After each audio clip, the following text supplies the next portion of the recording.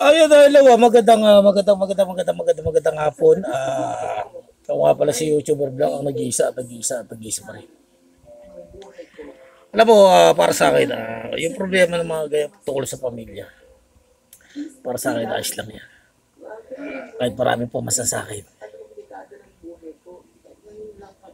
Kaya ko, basta kakayanin ko. O, di ba? Hindi kayo bubagsak ang katawan pag pinasa ko kayo lahat. Di ba? Kasi yun ang nangyayari ngayon sa mga pamilya, di ba? Parang, dapat po privado na yan, hindi na binablog eh. Naiinis ako. Sa totoo lang, ikaw baby, sa totoo lang, kahit di tayo magkita, di tayo magtagpo. Huwag pababayaan yung pamilya mo. Mag-asawa ka o hindi, may asawa ka na o wala. O di ba? Yan ang importante. Kasi ang importante, yung sinasabi ko. O di ba? Kasi mga pagdating sa pamilya, hindi na dapat binablog yan eh. Kasi sa totoo lang, problema privado yan eh. Kaya lang, dapat yung karelasyon mo, malawak ang utak eh.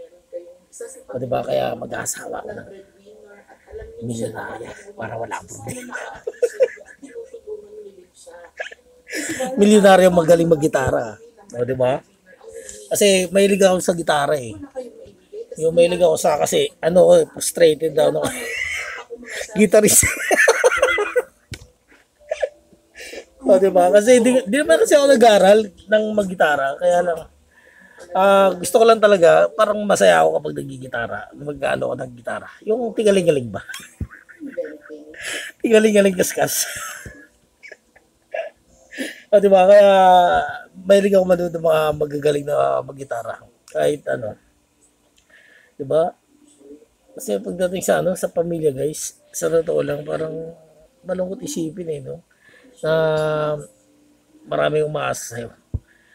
Yung kapatid ko kaya umaasa sa akin na magkaroon ako ng trabaho. Kasi dati gusto ko siya yung pag-apply para sa akin eh. Kasi binigyan ko lang ng yung kapatid ko, binigyan ko na yan eh, ng application form. Ayaw niya ipasa. Baka magalit daw siya, sabi niya sa akin. Lintik na. Kasi nga sa labis na baby order. Kasi dati nagpapasok ako dyan guys. Nagguardia kasi ako guys dati. Pero pinasok niya lang ako. Pero yung sweldo ko, napunta sa kanya. Ang galing eh, no? Pagod na ako. Pero sa kanya naman, ayos lang yan. Huwag lang nila ako iniinis. Kasi yung isa naiinis ako. Parang nanunumpat ako.